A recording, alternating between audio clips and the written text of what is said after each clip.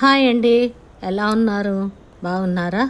మనము రవ్వ లడ్డు ఎలా తయారు చేయాలో ఇప్పుడు చూద్దాం.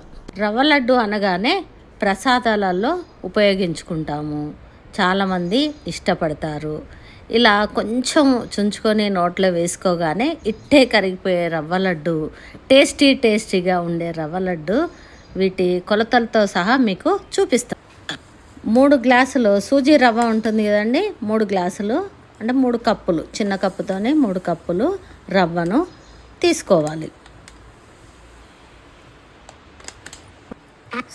స్టవ్ ఆన్ చేసుకొని కడాయి పెట్టి అందులో కొద్దిగా నెయ్యి వేసుకోవాలి.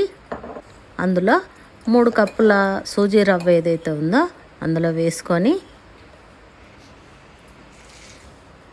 వేసుకోవాలి. ఒక్కొక్కటిగా కొద్దిగా వేసుకోవాలి. ఇలా వేసుకున్న దాన్ని 3 కప్పులు చూడండి, 3 కప్పులు వేసుకొని దాన్ని దూరగా వేయించుకోవాలి. స్టవ్ను కొంచెం మీడియంలో పెట్టుకొని అది గోల్డెన్ రంగు వచ్చే వరకు దాన్ని కలుపుతూనే ఉండాలి. ఎందుకంటే ఆపితే కింద నల్లగా మాడిపోతుంది కదా, అందుకని కొంచెం ఇలా కలుపుకుంటూ గోల్డెన్ రంగు వచ్చే వరకు దాన్ని వేస్తూనే ఉండాలి. అండి, గోల్డెన్ రంగులోకి వచ్చింది. కడాయి దించి అది మనం పక్క ఉన్న గిన్నెలో కొద్దిగా వేసేసుకోవాలి. నిదానంగా వేసుకున్న తర్వాత ఒక కొబ్బరి చిప్పని తీసుకోవాలి, ఎండు కొబ్బరి. దాన్ని సన్నగా మనం చిన్నగా కట్ చేసుకోవాలండి. దాన్ని చిన్న ముక్కలుగా కట్ చేయాలి. దాన్ని చిన్న ముక్కలుగా కట్ చేస్తూ నిదానంగా కట్ చేసుకోవాలండి దాన్ని, ఎందుకంటే గట్టిగా ఉంటుంది కదా కొబ్బరి చిప్ప. జాగ్రత్తగా ఇలా కట్ చేసుకొని ఒక గిన్నెలో వేసుకోవాలండి.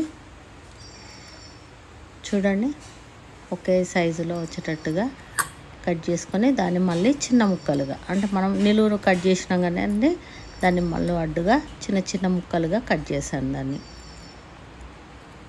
ఇలా చిన్న ముక్కలుగా కట్ చేస్తూ ఉండాలి. మనం 3 కప్పుల రవ్వ తీసుకున్నాం కదండి, అంతే కొలతలతో మనం 3 కప్పుల చక్కెరను కూడా తీసుకోవాలి. దేనితోనైతే కొలుసుకున్నామో ఆ కప్పుతోనే మనము 3 కప్పులు చక్కెరను తీసుకొని అది మిక్సీ జార్లో వేసుకొని ఇలా మెత్తగా పౌడర్ చేసి ఆ వేగిన సూజీ రవ్వలో వేసి దాన్ని చక్కగా మొత్తము నిదానంగా అది శుభ్రంగా తీసుకొని ఇలా తీస్తూ చక్కగా దాన్ని మనము కలుపుకోవాలి. అడుగు నుండి పైన అక్కడక్కడ నిలవకుండా మొత్తము దాన్ని కలుపుతూ ఉండాలి. ఇలా మొత్తం ఇలా అంతా కలిసేటట్టుగా నిదానంగా కలిపేయాలి. కొన్నాం కదండి, ఇందులో ఒక 1/2 స్పూను ఇలాచి పౌడర్ని వేసి మళ్ళీ మొత్తము కలిసేటట్టుగా నిదానంగా కలిపేసుకోండి. ఇలా కలుపుకున్న దాన్ని పెట్టుకోండి. ఇప్పుడు ఒక కడాయి పెట్టుకొని అందులో కొద్దిగా నెయ్యిని వేసి ఇందులో మనం ఇందాక కట్ చేసుకున్నటువంటి కొబ్బరి చిప్ప ఉంది కదండి, అందులో వేయండి.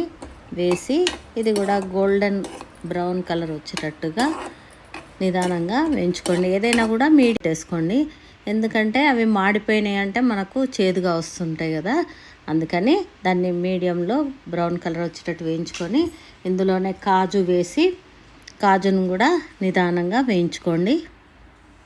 ఇది కూడా బ్రౌన్ రంగు వచ్చే వరకు ఉంచాలండి. ఉంచి దీన్ని కూడా తీసుకోవాలండి. ఇందులో కిస్మిస్ని కూడా వేసానండి కొద్దిగా.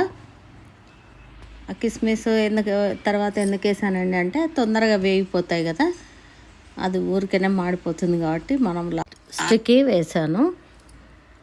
అవి తీసి ఒక గిన్నెలో పెట్టుకున్నాను. ఈ వేయించిన కొబ్బరి ముక్కలు ఏవైతే ఉన్నాయో అవి సూజీ రవ్వలో వేసాను.